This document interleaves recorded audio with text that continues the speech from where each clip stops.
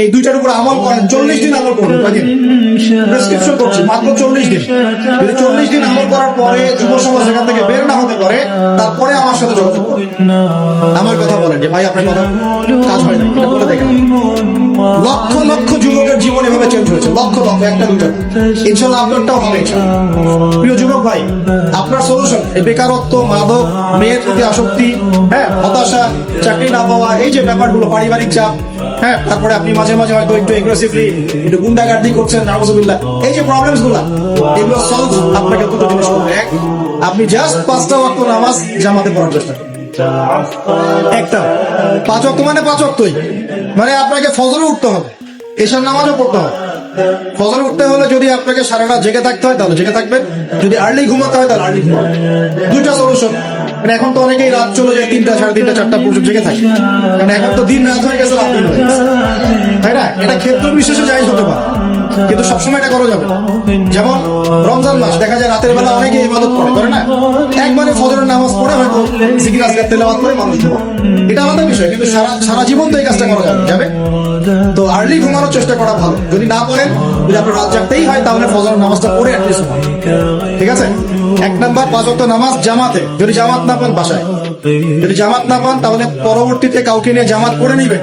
একবারই পান নাই, ঘুমিয়েছিলেন, কোন সফরে ছিলেন ইত্যাদি, আপনি একা হলেও করে নিবেন। 5 ওয়াক্ত নামাজ ছাড়বেন না, ওয়াদা করেন আজকে 5 ওয়াক্ত নামাজ কেউ ছাড়বেন না, ওয়াদা করেন।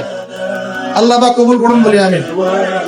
এই নামাজ, ইন্না সালাতা তানহা আনিল ফাহশাই ওয়াল মুনকার, আল্লাহ পাক নিজে বলেছেন এই নামাজ সমস্ত পাপের কাছ থেকে তোমাকে দূরে রাখবে ইনশাআল্লাহ। আরেকটা কথা মনে রাখবেন, যে নবীর শান শওকত নিয়ে আমরা আলোচনা করেছি এবং করতে যাচ্ছি, রাসূলুল্লাহ সাল্লাল্লাহু আলাইহি ওয়াসাল্লাম মুমূর্ষু অবস্থায়, একদম মুমূর্ষু অবস্থায় উম্মতের জন্য যে নসিহতগুলো করেছেন, তার মধ্যে একটা হচ্ছে আসসালাত, আসসালাত ওয়া মা মালাকাত আইমানুকুম, নামাজ, নামাজের ব্যাপারে যত্নবান হও এবং তোমাদের অধীনস্থদের ব্যাপারে যত্নবান হও। এই দুটো কথা। শেষ ওয়ার্ড মানুষ কি বলতে পারে? আপনার বাবা যখন ইন্তেকাল করেছেন, হয়তো শেষ কথা বলেছেন তোর মাকে দেখিস, ঠিক আছে, তোর বোনদেরকে দেখিস, বাবা আমার এই বিষয়গুলো আমি ছেড়ে গেলাম, তুই দেখিস। আচ্ছা, আছে না এমন? মা অনেকে চলে গেছে, মা শেষে বলেছেন বাবা ছোট বোনটাকে দেখিস। আপনি লাস্ট কথাকে কত বেশি গুরুত্ব দিয়েছেন? যাদের পিতা মাতা চলে গেছে এবং শেষ সময় তারা কাছে থাকার সৌভাগ্য ছিল, তারা কিন্তু বুঝতে পারে শেষ কথা কত গুরুত্ব আছে কি নাই, গুরুত্ব আছে কি নাই। শেষ কথা মানুষ সবচেয়ে কঠিন ভাবে মনে রাখে কিনা? নবী সাল্লাল্লাহু আলাইহি ওয়াসাল্লাম আমাদের সবার নেতা, আমাদের নবী, আমাদের আদর্শ, আমাদের সবচেয়ে উসওয়াতুল হাসানাহ, যাকে আল্লাহ পাক এই পুরো রাহমাতুল লিল আলামিন হিসেবে সৃষ্টি করেছেন।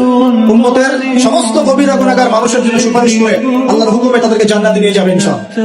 সবাই যখন নিজেকে নিয়ে ব্যস্ত থাকবে, তিনি তখন উম্মতকে নিয়ে ব্যস্ত থাকবেন ইনশাআল্লাহ।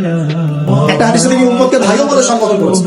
কাশ আমি যদি আমার ভাইদেরকে দেখতে পেতাম, হাদিস সহিহ, কাশ আমি যদি আমার ভাইদেরকে দেখতে পেতাম। সাহাবীরা বলছেন আমরা কি আপনার ভাই নই? নবীজি বলছেন না, তোমরা না, তোমরা আমার সাহাবী। আমার ভাই তারা যারা আমার পরে আসবে, তোমাদের পরে আসবে, আমাকে না দেখে ঈমান নিয়ে আসবে ইনশাআল্লাহ। এখানে কি আপন ভাই বোঝানো হচ্ছে?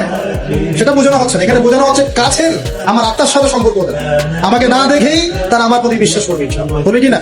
আমরা কি দেখেছি নবীকে? এই মহান ব্যক্তিত্ব জীবনের শেষের দিকে আমাদেরকে নসিহত করেছেন আসসালাতু ওয়াসসালাম, নামাজ ধরে রাখো, নামাজ ধরে রাখো। ওয়া মা মালাকাত আইমানুকুম, এবং তোমাদের অধীনস্থদের ব্যাপারে সতর্ক থাকো। অধীনস্থ মানে কি? অধীনস্থ মানে কি বলেন দেখি? আপনার স্ত্রী আপনার অধীনে থাকে, সন্তান সন্ততি অধীনে থাকে, থাকে না? থাকে। কোন কোন ক্ষেত্রে পিতা মাতাও কি আমাদের অধীনে থাকে না? মানে আমরা আর্ন করতে পারি, পিতা মাতা আর্ন করতে পারেন, উপার্জন করতে পারে না, পিতা মাতাকে চালানো লাগে না আমাদেরকে অনেক সময়, হয় কি না? অধীনস্থ মানে আপনার আন্ডারে যে মানুষরা আছে, এই মানুষদের ব্যাপারে, তাদের হকের ব্যাপারে সতর্ক থাকবে। কে বলেছেন এটা? আচ্ছা, এখান থেকে নামাজের গুরুত্ব বুঝতে পারলাম কি? যুব সমাজের সলিউশন 1 নাম্বার 5 ওয়াক্ত নামাজ জামাতে পড়ার চেষ্টা করবেন, আল্লাহ পাক তৌফিক এনায়েত করুন। আমি 2 নাম্বারটা হচ্ছে, আমার সামনে একটা কিতাব আছে, কিতাবের নাম কি? সবাই পড়তে জানি? কারা কারা পড়তে জানেন না? অনেস্টলি হাত তুলে দেখুন। জানেন না? আপনারাই জানেন না? আচ্ছা, ঠিক আছে, বসেন, সরমের কিছু নেই।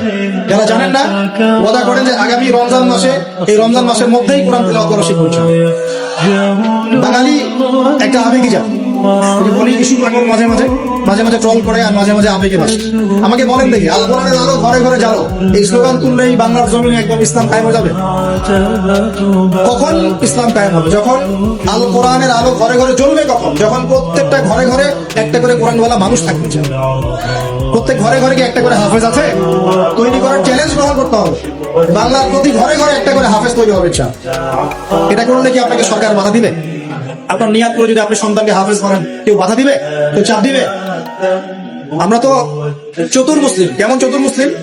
আমরা আমাদের সন্তানদের মধ্যে যারা বেশি ট্যালেন্টেড ওদেরকে দিব আগে জেনারেল লাইনে, আর যার একটু মাথা কম তাকে আমরা পাঠাই দিই মাদ্রাসায়, পাঠাই দিয়ে যে আবাসিক রেখে থাকবে, এখানে পিটাই সোজা করবে। আপনাদের কি মনে হয় যে কোরআন সুন্নাহর জ্ঞানটা অর্জন করার জন্য মাথায় ঘিলুর দরকার নাই? এমন